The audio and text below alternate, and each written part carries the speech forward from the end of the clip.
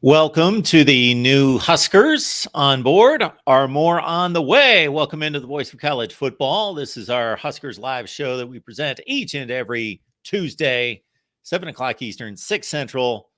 Appreciate you all stopping by. Leave those comments and questions there in the chat. Keep in mind that we thrive based on your contributions, also your participation. So we appreciate, once again, you being here for a 154th consecutive week. Justin Adams, our post-game host here at the Voice of College Football in Nebraska, and also produces content for us on a regular basis and joins us each week. Justin, what's going on tonight? Not a whole lot. Busy week with all the national championship going on, as I'm sure all of us were caught up in that this week. So some potential under the radar stuff this week and stuff to keep an eye on, in the coming days. So I'm excited. If you didn't put 2 and 2 together, folks, Michigan does play in the Big Ten. It's the same conference as Nebraska, and the team that they defeated in the national championship game, they're coming the Big Ten's way. So a lot of competition, and the Huskers need to get better. Yes. They believe they got a good one, Justin, with Dante Dowell out of Oregon. Got to say, I don't know a whole lot about him. I checked out the numbers, and we'll post them here in just a second. Limited time for the Ducks this past season, 17 carries and 90 yards, but you were able to check him out a bit. Yeah, and so limited action at Oregon, like you said, averaged over 5 yards a carry. Very big, just in terms of pure size, he looks down like a 3-down back, and he runs like one. So you got to go back to his high school film just because he was so limited in Oregon, at Oregon's offense, just because freshman, trying to work his way in there. But like I said, over 5 yards a carry, good size, but he's got fast top end speed. He's not a guy who's going to go out and catch passes. He's going to be more of an inside physical runner, but he can run to the outside. He's got enough speed to run to the outside, but I think more often than not, he's going to be one of those physical, grinded out type of runners, kind of an Anthony Grant style. He invites contact even in the open field. But one of the biggest things that I liked about his game is he's patient or behind his blockers. Even in the second level, he takes the extra second to let his block set up and he attacks. Great vision. He's able to see the openings and he attacks with intent. And I think that's the biggest thing is just, when you see those openings, they close quick for running backs. So you really have to, once you see it, just go. And he gets into those gaps with physicality. He like I said, he invites contact. Even in the open field, he can hurdle a guy, make a guy miss, but more often than not, he's going to want to lower shoulder into him. So really good at breaking tackles inside. Yeah, he's going to be an excellent guy as far as just wearing down the defense, which is, one of the key staples in Big Ten football. When Dante Dowell came out of Picayune, Mississippi, wow, I haven't seen that town in quite some time since I actually worked down that way, but it's down near the coast in Mississippi. It's 6'2", 215 originally when he came out. He was the 9th rated running back in the country. 4-star, yeah. And he was, 4-star, 4th rated player in the state of Mississippi and a top 200 prospect at 194, according to 247 Sports. So he was highly thought of coming out of high school. And that was in the 23 class, I believe. So, this is his first season in college football. As you can see on the screen, got just a smattering of carries in Pac-12 play. Oregon blew out just about everyone they played, including those teams. So he mopped it up with a carry or two against those teams and had most of its work in a game that Oregon, I believe, scored 81 points against Portland State, and he scored his lone touchdown of the season. So he's got much to prove, but certainly a great scouting report on him coming out of high school. So there is one commitment. And then, Justin, we also have Isaiah Neyor.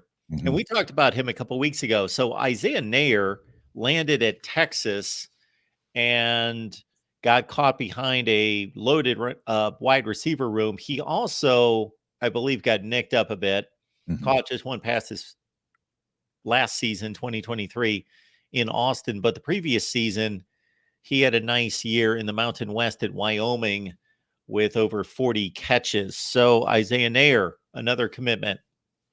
Yeah, and he's one of those guys. He's very similar to Jamal Banks, who I could talk about a little bit later, just in size. But in terms of how he plays, you'll look at the guy being 6'3", I believe it is, over 200 pounds. And you'll see him go up and get 50-50 balls. But one of the most underrated aspects of his game is his speed. And in his high school film and in a lot of his film, he's just taken the top. His Wyoming film, he's taken the top off of the defense. And so he's one of those multifaceted guys that, Rule likes to have. Again, Rule talks about being able to do multiple things well. And he fits the bill, like you said, went from Wyoming to Texas at 2021. He had 878 yards, 12 touchdowns. And he's just a playmaker. What Wyoming did with him well is they found every opportunity to just get the ball in his hands. He did a little bit of everything. He's a good route runner, difficult catches like all over his film. Great ball skills. That's one thing I notice is his ball skills. And those, ball skills are more important than people realize. You look at a guy like Derek Stingley. Derek Stingley, the DB for LSU, now plays in Houston. One of the big things that he worked on that made him good. He said he worked on it since he was little. He became obsessed with learning ball skills. And you can see how well he tracks the ball just based on that. And you can tell that Isaiah Neyor is one of his strengths is ball skills. He doesn't let the ball come to him. He tacks the ball. He high points it. He does what he has to do to adjust to even bad throws. On his film, he adjusts to most throws. And sweeps and reverses. He reminds me of Xavier Betts on the street. Sweeps and reverses. Xavier Betts was a big body guy who, most of his big plays were on sweeps, jet sweeps. Isaiah Neyor, even for his size, they used him a lot on screens. They used him, like I said, just found the way to get the ball in his hands. And with the style of offense that they want to run there, he's going to need to do a little bit of everything, especially because he's probably going to come in and be the one receiver, the top receiver in this offense. So he's going to be asked to do a lot. And I think they see, a lot of potential because of the fact that he is, kind of down in terms of his value because of the ACL, but he's 2 years removed from that ACL. And what another thing, Texas's wide receiver room was loaded this year, but at the same time, his success was under Polasek and Sark just kind of buried him on the depth chart. And I think the injury just kind of was one of those things that, some other guys came in and were able to kind of steal the thunder while he recovered, and he never got that traction back. But 2 years removed from the ACL, he should be 100%. And just, like I said, he does a little bit of everything, and Nebraska needs that. How much of these pickups do you think just turned out to be a situation where there was interest on both sides, obviously, or how much of this do you think had to do with Nebraska, Matt Rule, believing that they needed to go out and get guys at running back and at wide receiver? Yeah, I think it was one of those things where we saw this year just how many things can go wrong in terms of just injuries and all of that. Nebraska probably had it worse than most everybody in terms of injuries this season. And not only that, just the experience, Marcus Washington's waiver not being approved. Marcus Washington was the one veteran in that locker room. And, he got hurt last year, but his leadership and his, is him being in that wide receiver room to talk those guys up, because a very young wide receiver room was was important, and that's something that we're going to be missing this year. You know, we have guys like Malachi and Jalen Lloyd, but we really don't have that experienced guy and those guys that are proven. And he's a proven guy. Dante Dowell, you know, a little less proven. However, we do have running backs that have proven success more so than wide receivers. So, yeah, I do believe it's one of those things where they definitely feel that we needed the depth. I think Dowdle was kind of like an Anthony Grant type of replacement since Anthony Grant is out, you know, with that physicality. And Isaiah Neyor was just the X receiver that we didn't have all of last year. We really did not have a true alpha X receiver to, you know, Malachi was that, but Malachi was also is young and inexperienced and didn't get a lot of action just because he was a true freshman and he wasn't supposed to be thrust into that. So this is going to be an opportunity to get Malachi potentially in that 2 to 3 role and let him develop instead of taking the top corners and all the defensive attention. And especially if, you know, they also get Jamal Banks in the boat, you know, them being 1 and 2 on the outside would really, really free up those guys. And also just that experience and those guys mentoring the young guys will be, you know, tremendously helpful. Huskers Live, folks. We do it each and every Tuesday, 7 p.m. Eastern Time, 6 Central. Lock it in. We appreciate you all being here. Leave your comments and questions there in the chat. Justin Adams here, of course. Catch him on Cheesy Corn Sports. And also, I'll mess this up if I don't hear directly from you in terms of your Big Ten undertakings. The Big Ten show, yep. So, you know, over on that, just quick, we're just posting videos daily of breaking news and, you know, getting some guests on. We had John Diadamo on for the Michigan-Washington preview from your channel, your Michigan Voice College Football channel. So a lot of good stuff coming and yeah, exciting. So if you're a fan of Big Ten, which you probably are, then just hop on over there. Got to know the enemy. Yep, exactly. So check it out, folks. Yep. And while Nebraska went and got 1 wide receiver, they may not stop there. Yep. And Jamal Banks is a guy that has performed and made plays in the ACC for 2 seasons. Sam Hartman was his quarterback 2 years ago in 2022 when he scored 9 touchdowns. This past season, they had basically had a turnstile of quarterbacks because of injuries and also just poor play at Wake, as they are typically winning 7, 8, 9 ball games a year, but dropped to 4 and 8. Bad quarterback situation, but they still found him 59 times for receptions this year. So Jamal Banks would definitely be an upgrade. Yeah, absolutely. And you know, having him, he would be more of a traditional style of X receiver with he's the big guy who's going to be probably that target, you know, when you need a first down, when you need a sure-handed guy. But and then Neyor will be that, you know, like I said, deep ball threat that can also do that. But, you know, in that's why stats, you know, people really look at stats when it comes to these transfers and recruits. But like you said, at Wyoming, there was a lot of stuff going on that really limited him. The style of offense they run, the rotation at quarterback, and just, you know, how bad they were. But he was still able to go and put over 1,200 yards over the last 2 seasons. So he was a focal point of that offense at West Virginia. And I'm sorry, not West Virginia. Wake Forest. Wake Forest. I'm sorry. I need to change that.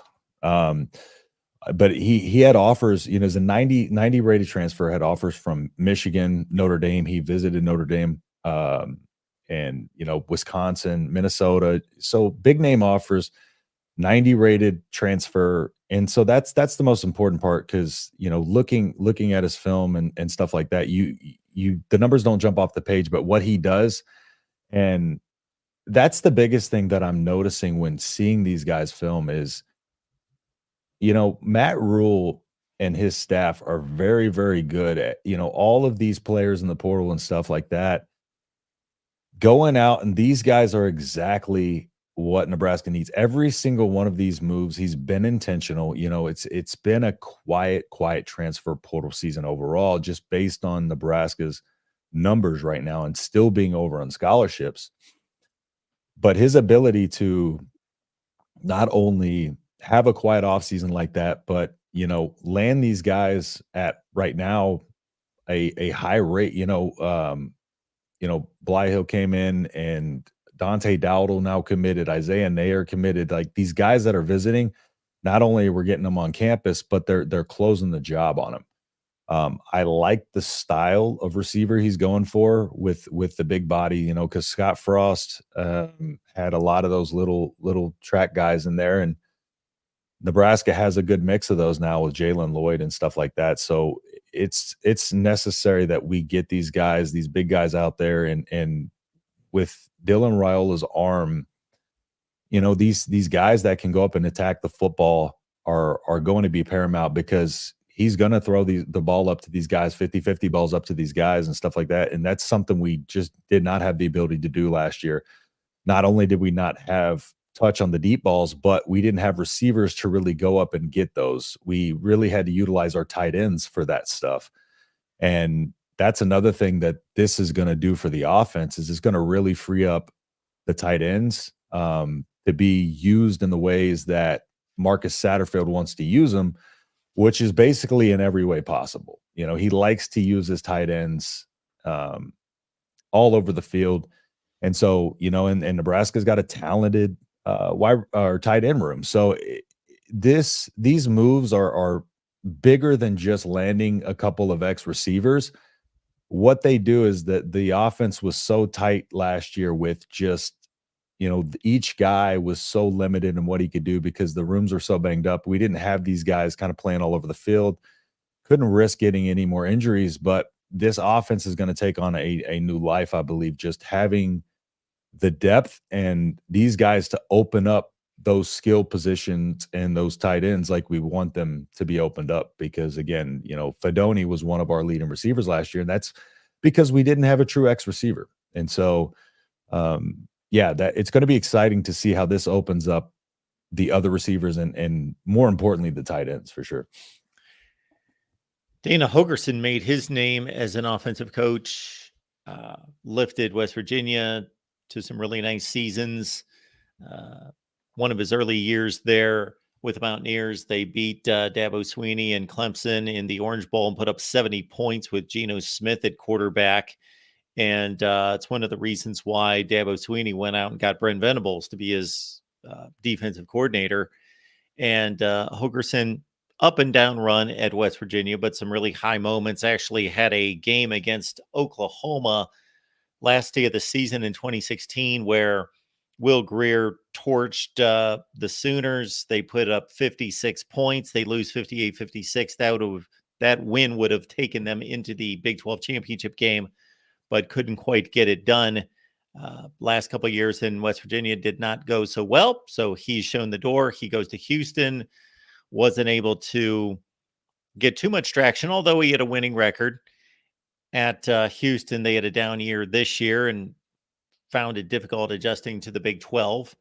And so he's out of a job. They're looking for something different there, went the Tulane route. And so Dana Holgorsen, a possible addition to this staff to coach the quarterbacks, which obviously was a huge sore spot last year. Yeah. And like you said, 61-41 at West Virginia. He was there for 8 years, went over to Houston for 5, brought them 3 straight bowl games. And it was just one of those things where, like you said, the transition to the Big 12 didn't go as planned. And, it's one of those things where Houston just didn't execute. And Dana Holgorsen talked about that a lot over the course of the season, is just the inability to execute, a lot of drop passes and stuff like that. But, that can be attributed to the lack of talent that Houston had going into the Big 12, which is going to have superior talent, So it's been a head coach since 2011. The biggest thing with Houston that is, so there is an unsure, I guess, uncertainty about what position exactly he's going to take on the staff. He's definitely going to work with the QBs. QB coach, passing game coordinator was the ones that I thought. there was also somebody had mentioned potentially an analyst position because of his buyout at Houston. For those that don't know, the buyout at Houston was the biggest hurdle they had to overcome. They're having to pay him $14.8 million over the next 4 years. So people, flirted with the analyst position out there, but basically just the analyst tag. But I don't know if he'll take that role. It was one of those things where he can collect that buyout money and, maybe Nebraska doesn't have to quite pay him as much. But I think it's he's not going to just go from head coach, since 2011 down to an analyst. I think they're going to have to add on an extra title, which would probably be QB coach or passing game coordinator or both. And so, he's the execution under Houston, but is one of those people that he learned under Mike Leach, Mike Leach's air raid offense. But the thing that stands out about Dana Holgorsen is, looking back at his time at Oklahoma State and his ability to adapt that air raid. Him and Mike Gundy had a great relationship. Even to this day, he was one of the more impactful people on Dana Holgorsen, because Gundy ran a more traditional style of offense. Gundy also gave him the freedom to do his job, which, is a direct quote from him as to why he liked it there. But the thing that he also did was he worked with the talent that they had and was able to mold his style to the point where, something he didn't do. He didn't use his fullbacks. He didn't use his tight ends before Oklahoma State. And he saw the talent in those two positions, started using them there. He, as quoted, used the talent they had and let the guys play. So it's Gundy mentioned the mesh of the schemes, and it's one of those things where people are, a lot of Nebraska fans are talking about, because Nebraska fans are run the damn ball, that type of thing, so people are skeptical of him coming in with an air raid style, Bill Callahan, probably PTSD there a little bit from that West Coast style of just throwing the ball. But because Holgorsen likes to throw short passes as a run game sometimes. But again, he will adapt to the talent there, and he will adapt to what the staff has already in place. What he's going to do is he's just going to be able to give a lot more of those concepts to help open up that pass game more and help open up the deep ball, because that was what he did best. Was he, a passing game coordinator, being able to come in with those route concepts and get guys free, get guys open. He has a ton of experience at that, and he has been very successful with that. And especially coming from, coaches like, Mike Leach and Gundy, he's a really good, overall football mind. I just don't know if necessarily, head coach was and that happens sometimes. Lovie Smith is a better defensive coordinator than he was a head coach. So, Dana Holgorsen might be one of those guys that's better off as a OC passing game coordinator than is as a head coach, just because he's, offensively, he's just such a smart guy when it comes to passing. But Nebraska's already made it clear. Satterfield, like Gundy, does run the ball, likes to run the ball to set up the pass, and that will give them that element of the run game, and then they can, like they did at Oklahoma State, mesh their styles and really see what Holgorsen can do to kind of open up the offense a little bit more, and work with Raiola and Kalen and see what he can bring out of them as well.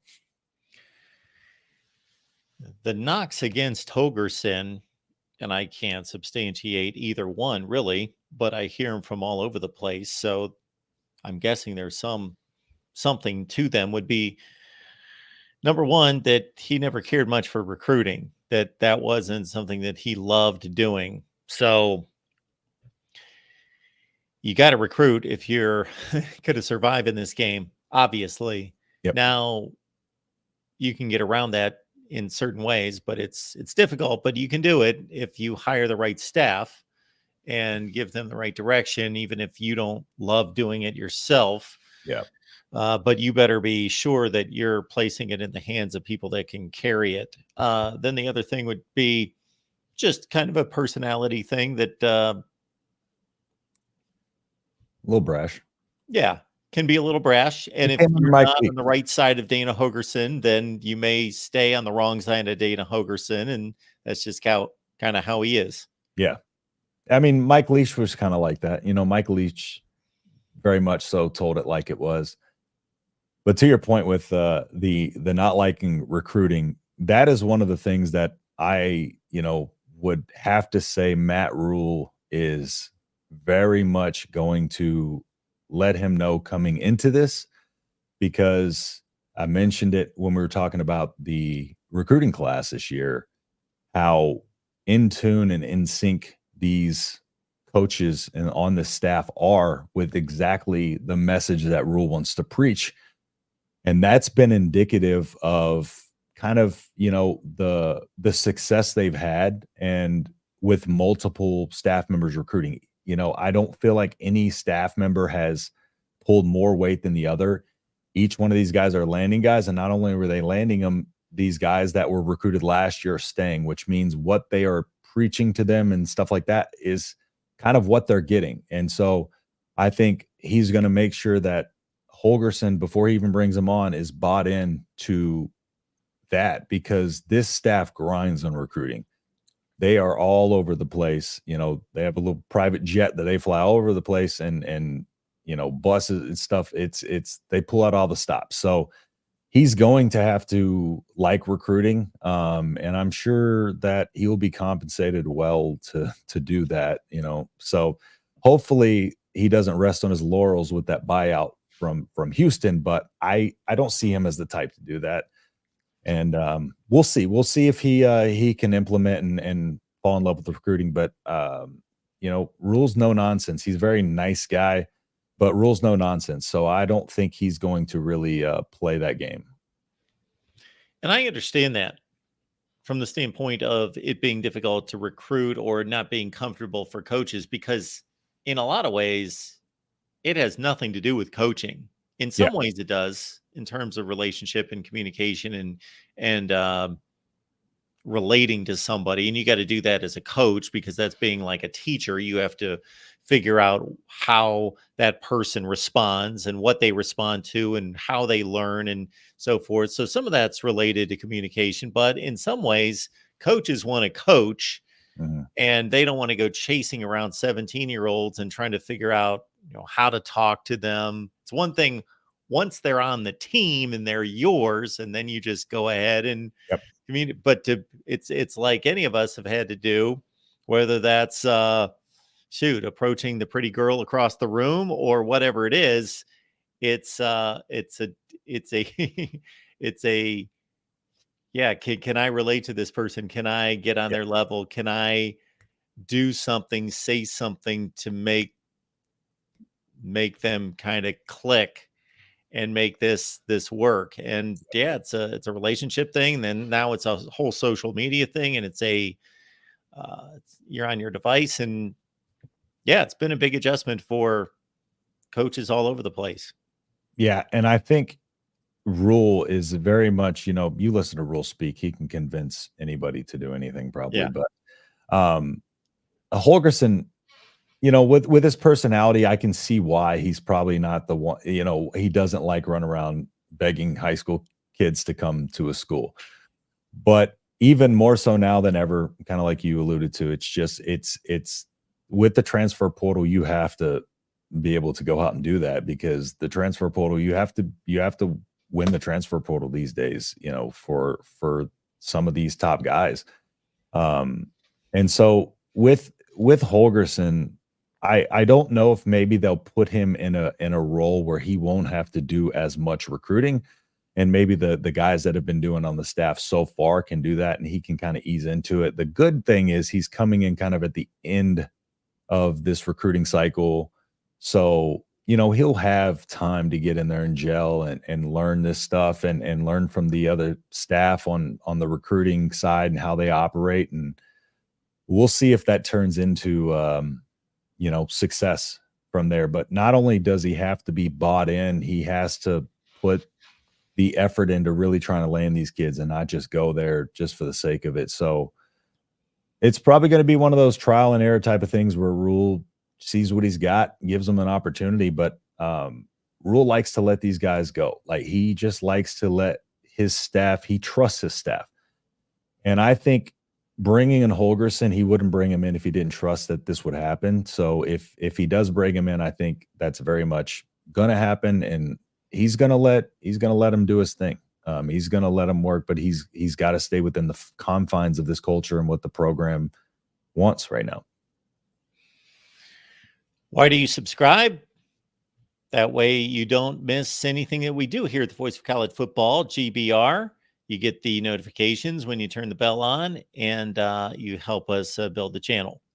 Please like the video. It's an easy thing to do as well.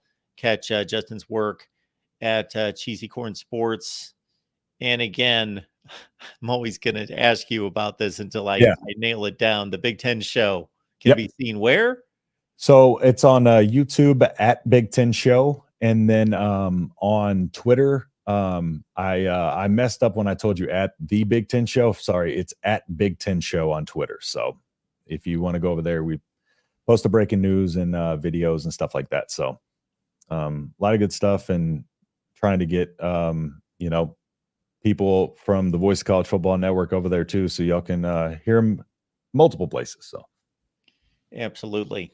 And we will do our best to keep everyone updated on Nebraska moves. We don't expect a whole lot, although Jamal Banks would certainly be a great addition. And then we are 2 months away from spring practice. And then right out of that's another portal window. Yep. And one thing, sorry, just a shout out for those that didn't see Nash Hutmacher, defensive lineman, our best defensive lineman this year, aka the Polar Bear, was 166-0 as a high school wrestler, #1 high school wrestler in the nation, and he won his debut at Nebraska with a sweep. So that was yesterday. So you can see why he moves those offensive linemen around, the way he does. But yeah, just shout out to Nash Hutmacher there, and for anybody who didn't see it, just letting them know. So that's big time. He's good. He's good. We get a national championship game on Monday night. Michigan wins over Washington.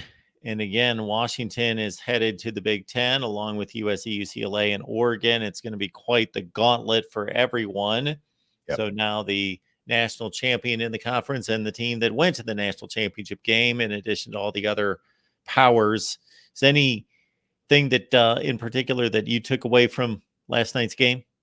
Yeah, I think just kind of, we talked about a little bit before the show. It went about how I expected it to.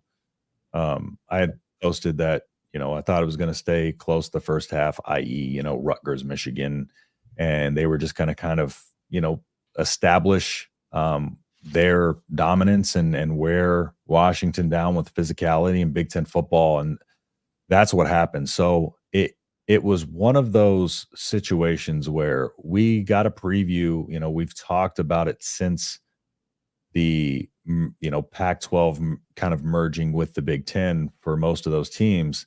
And the contrast in styles, with the Pac-12, no defense, all offense, and the Big Ten seemingly the opposite direction. But, I think a lot of the Big Ten's good offenses really are slept on. And so I think what that game did is put it to perspective just how much, more complete the style of football is in the Big Ten than it is in the Pac-12. And those Pac-12 guys, they're built for speed. They're built, those linemen and stuff like that. While Washington has a good offensive line, they still are a good defensive line. They still struggled against Michigan's offensive line and vice versa. So those guys are going to have to get bigger and way more physical. That was the difference yesterday, is the physicality of Michigan just completely, Washington didn't know what hit him. And Penix was out there, and he looked rattled from the start just because, like I said, they were relentless. They were physical, and, he got beat up, and they got introduced into Big Ten football right there. Credit to Michigan, though. I thought they were the best team all season. Can't take anything away from them. I know people are going to talk about the cheating, but they didn't cheat in that game and they still dominated. I think they win the championship regardless of that whole thing. So I think people are just trying to discount it. But yeah, they play Big Ten football, and to me, they're a Iowa style team with a good offense. And going into that game too, everybody was talking about Washington's offense. And I get Washington's offense jumped off the page statistically, but Michigan in a lot of these games were up by 40 points, 30 points, and they didn't really need to light it up more than that. They just got the run game. They didn't really need to throw the ball around the field, and then they just kind of ran the clock, got behind their defense. And so they didn't put up crazy numbers, but they were really efficient all season. JJ McCarthy, very, very underrated, especially with his legs. But and even he was a little off yesterday, and they still won. I think the biggest thing that kept Washington even in that game as long as they did was the play calling. I didn't understand Michigan's play calling early in that game. Kind of after those 2 breakaway runs, it seemed like the play calling just got very vanilla. Throwing on 4th and 2 when Donovan Edwards was averaging 20 yards a carry did make sense to me. And that was a position right there where they could have went up 3 scores in the first half. So yeah, just overall a good game, but just seeing the 2 top teams in each of those conferences battle it out and see that contrast of styles. I think it's a big win for the current Big Ten teams in terms of confidence in their styles. So yeah, Michigan was physically superior. There's no question about that. At the point of attack, the very first drive of the game, 3 things stood out to me. Number 1, the physicality at the point of attack by the Michigan offensive line. Number 2 would be that it wasn't just a Blake Corum show. Donovan Edwards scored the first touchdown from 40-some yards out. He pretty much had a coming out party. He hasn't really been seen this season after having a big stretch drive for this team last year. And Khalil Mullings, their second or third back, however you want to look at it, he was dragging guys all over the field in the first drive. So Michigan, they're putting in 3 backs on the first drive, and they're all having success. And then the third component to that is not just the physical mauling, but they have very intricate and well orchestrated blocking schemes. They're a very, again, well-oiled machine in terms of, you think of sophistication on offense being all passing, but they do it from a run-oriented standpoint where they just, they do all sorts of things up front that just confuses the defense, and they've got agile guys that can pull and do what they need to do in space. Yeah, and Harbaugh has done really good over the last few years with that staff. John D'Adamo alluded to this when we spoke with him about the game, is just, the changes he made that, back when he was, about to get fired and stuff like that. And what those have done to just those little things, kind of like you mentioned, just the blocking schemes, and something as simple as that can even make a bad offensive line better. But when you have an offensive line that is as talented as Michigan, they go from great to the best. And that's what they were this year for the most part. And, the defensive line turned it up against the 2 most dynamic quarterbacks they faced. Michigan and the Big Ten have, athletes just like the Pac-12 does. I think people see those guys out there, and Michigan proved that their athletes are, and they have the more talented team, and I think they have the more athletic team. I just think overall people are really, really underestimating Michigan because they weren't the sexy team. But yeah, it's like you said, just very, very schematically, they do what they do great, and they don't go away from that. Well, I reminded a lot of people, especially Pac-12 supporters this week, that talked about, just because it looks prettier to the average fan to see a lot of scoring and see the ball in the air all over the place, that they just assume that they're better or more athletic. Well, I don't know who values athletes more than the NFL, and the Big Ten produces many more NFL players than the Pac-12. Look at Ohio State. A lot of them are on the line of scrimmage, but still, they do. Yep. Yeah. look at Ohio State. Their wide receiver room over the last few years will top anybody's. And it's because when you recruit top 5 classes, you have athletes, and those schools at the top of the Big Ten recruit way better than the schools at the top of the Pac-12, because Michigan and Ohio State are more often in the top 5 than your USC's and Oregon's. You'll see those in the top 10, but yeah, the talent in the Big Ten is better, and just like you said, it's the sexy jump off the screen type of thing. And I think a lot of casual fans tuned in, hasn't watched really much of Michigan this year, watched that Bama game, and that Bama game was a grinded out style game. And then you go to the Washington, Texas game where it's just Penix throwing 50 yards down the field every throw and completing these dimes. But then, Texas's defense, Michigan's defense, I have 9.6 points per game that they gave up.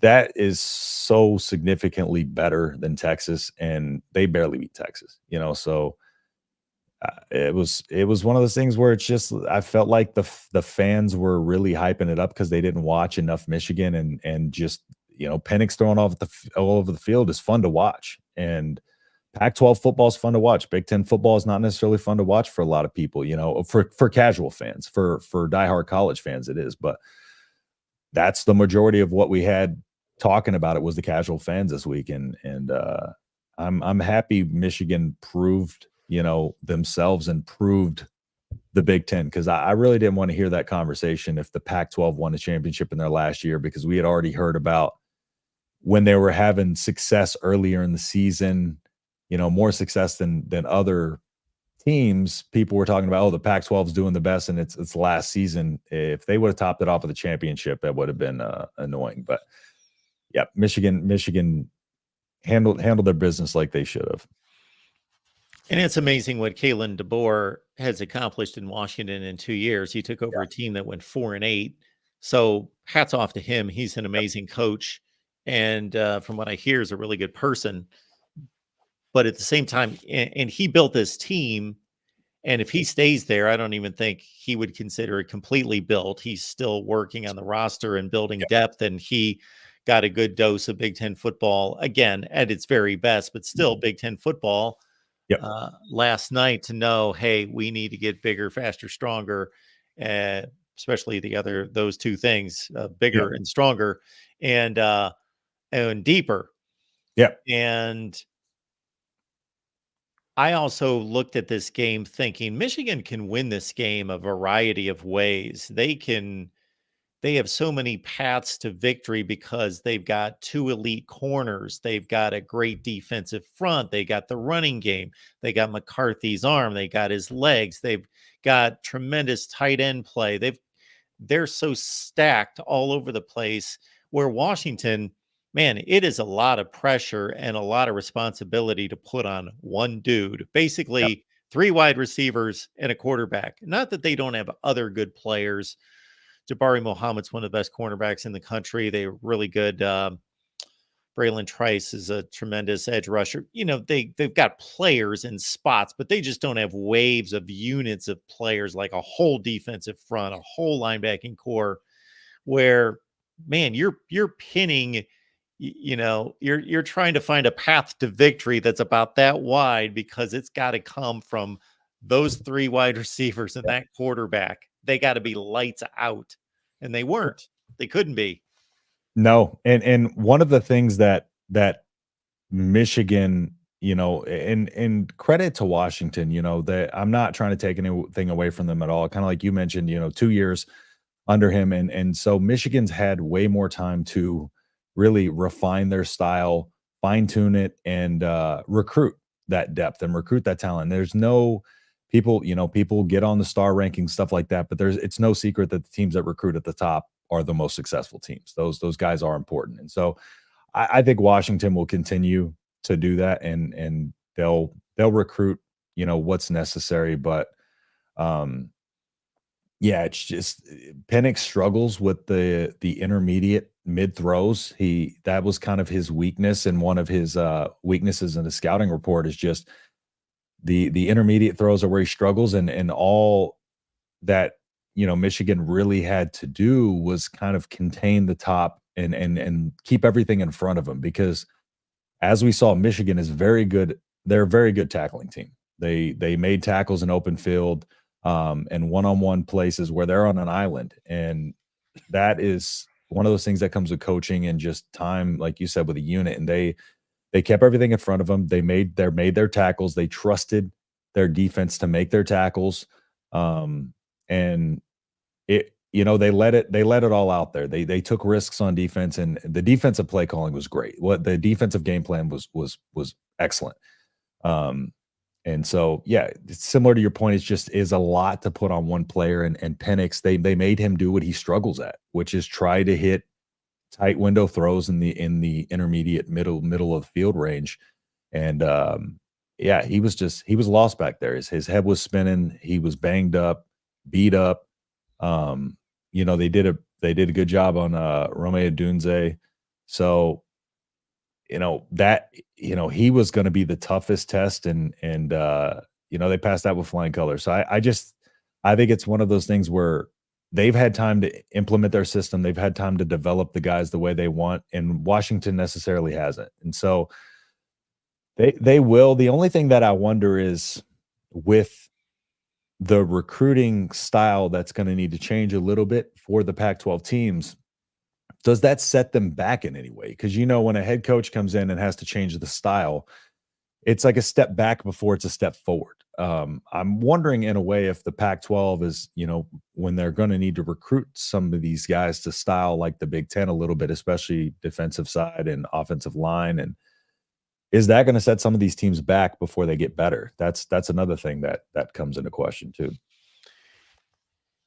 Yeah, that's where I was headed next with this. Is it will be awfully interesting to see the makeup of the rosters from those 4 teams 5 years from now, to see where those players are coming from, to see if they've shifted where they're going for to get players, if that's had any kind of impact. Yeah, because they're going to have to recruit in the Midwest and stuff like that. They're going to have to recruit those big guys. But with those teams coming over, and I'm wondering if this is going to have a factor in how those teams recruit now at this game, just because I wonder if it's a wake-up call for the Pac-12 a little bit. At the same time, they're probably not putting too much stock into it, but I wonder if it is a wake-up call for some of the teams to be like, okay, because I'm sure some of these teams thought they could bring their style over and have success in the Big Ten. And I wonder if there's a wake-up call to a lot of teams that maybe they're going to have to adjust more so than the Big Ten. Scott Frost said coming over from Oregon, the Big Ten's going to have to adjust to his style, and it didn't have to. So now we have the whole Pac-12 coming over that style. Are they going to have to adjust more so than the Big Ten teams? I think so. And I think this game is a wake-up call for a lot of those teams and coaches. Yeah, we do a USC show actually, it's going to be tonight, folks. So if you want to join us at 11 Eastern, we're typically on Monday nights, but because of the national championship game, we switched up this week. But USC channel, 11 p.m. Eastern time every Monday night, but Tuesday night this week. And somebody associated with USC football, and I wish I could remember who it was, actually made the statement that we're not joining the Mid-10, we're joining the Big Ten. And so we got to get bigger and stronger. Yeah. And that's a must. And that's going to be the thing that really is the biggest struggle for a lot of these teams, I think, is building an offensive line doesn't come quick. It doesn't come easy. The Michigan offensive line, they're super talented, but they play so well as a unit. And a lot of the blocking schemes that you talked about are those guys trusting each other and them knowing each other. And I think that's the only way a line can be successful, kind of like I talked about earlier a couple weeks back about Colorado attacking the transfer portal for their offensive line. I just don't think that's a recipe for success, because I don't think an offensive line is one of those things you can try to turn around in a year. So it may be one of those things where they have, their offensive line right now and these depth pieces they try to get in there are these young guys that they're going to try to develop into these big, beefier offensive linemen. But it'll be interesting to see how they go about it as well. Folks, if you've just joined us, keep in mind that we get started at 6 Central Time, so you can catch what you missed. This video will post immediately following the end of the live stream, so you can always catch what you missed.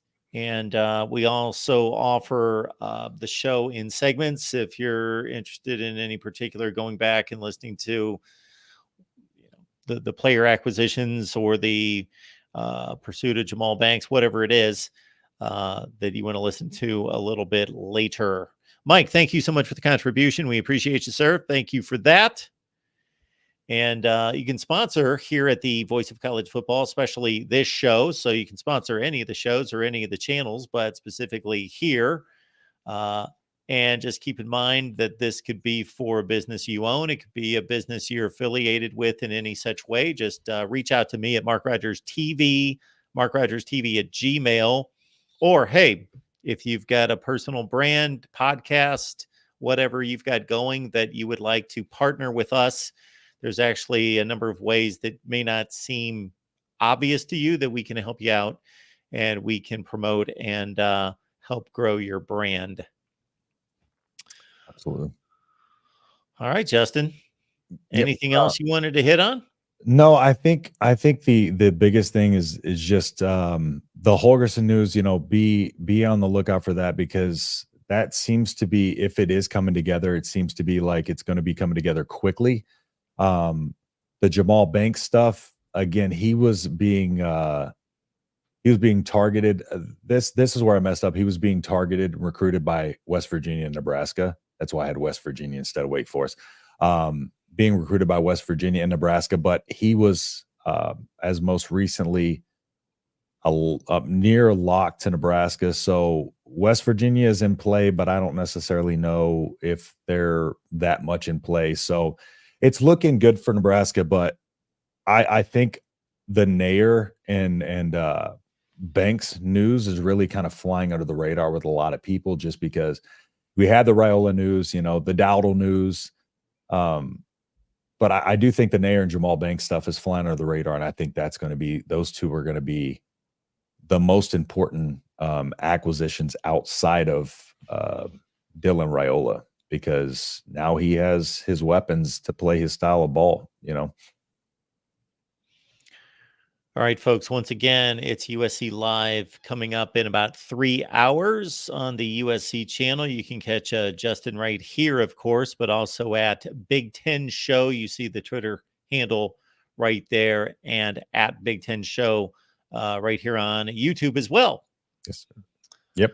Next Tuesday night, folks, we're posting these videos, not the videos themselves, but I am making alerts to a couple groups in Nebraska groups on Facebook. So, folks, you can always do the same if you are involved and belong to any Nebraska Husker groups there on Facebook, Reddit, whatever you belong to. Certainly spread the word that we're here talking Husker football every Tuesday. All right, Justin, appreciate you. We'll do this again next week. Yep. And if any Michigan fans watch this, and I'm sure Husker fans agree, people say this is Michigan's first title since 1997, but it's their first title since 1948, because 97 was ours. So just throwing that little nugget out there. I appreciate you getting that in, not because I've got anything against Michigan, but I can appreciate the if we ever do another Michigan-Nebraska 1997 debate, which has lost a little luster with Michigan now winning another national title, but we did one last off season. This was before the two of us got together. I would have had you join the fray, but we'll get after that at some point again. We'll touch on it a little bit, and we'll also talk about, some people are calling this one of the best college football teams of all time. I wouldn't go that far. So that's something we can also get into a little bit. So, I mean, good for Michigan, but you know, that I rooted for him last night, but I think that's over now. So back to throwing the slander and the jabs. Good stuff. All right, folks. See you next Tuesday.